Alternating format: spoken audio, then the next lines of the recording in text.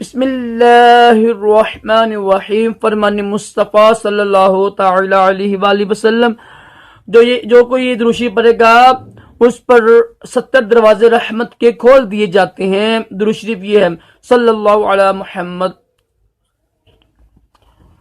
آج کی سنت مبارکہ یہ ہے کہ پانی 3 سانس میں پینا سنت مبارکہ ہے۔ فرض علوم کے لیے دعوت اسلامی کے مدنی قافلے میں سفر کرے، نماز قرض کریں، ہفتہ وار سنتوں بڑے اجتماع میں شرکت کیا کریں۔ راشد عطاری خوابوں کی تعبیر لے کے پیش خدمت ہے۔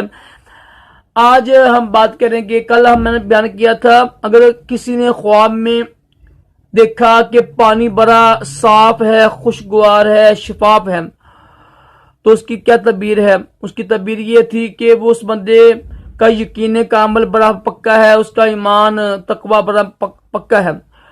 آج ہم بات کریں گے، اگر کسی نے خواب میں دیکھا کہ بڑا گندا میلا یعنی پانی ہے، بہت ہی گندا پانی ہے، تو اس کی تعبیر یہ ہوتی ہے کہ ایک تو اس بندے کا ایمان تھوڑا کمزور ہے اور اس کو یقین کا عمل نہیں ہے۔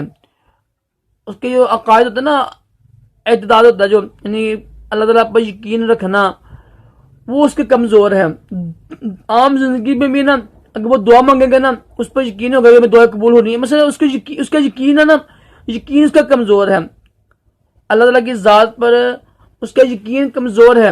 یہ توبہ استغفار کرے، یہ خواب دیکھ کر گندا پانی دیکھا ہے نا، تو سمجھنے کہ اس کا اللہ تعالیٰ پر یقین کا عمل کمزور ہے، تو یقین کا عمل کے لیے صدقہ یعنی اللہ تعالیٰ کی راہ میں کچھ دے، نماز روزے کی پابندی کرے، توبہ استغفار کرے، انشاءاللہ ان اعمال کی برکت سے یقین کا عمل ہو جائے گا۔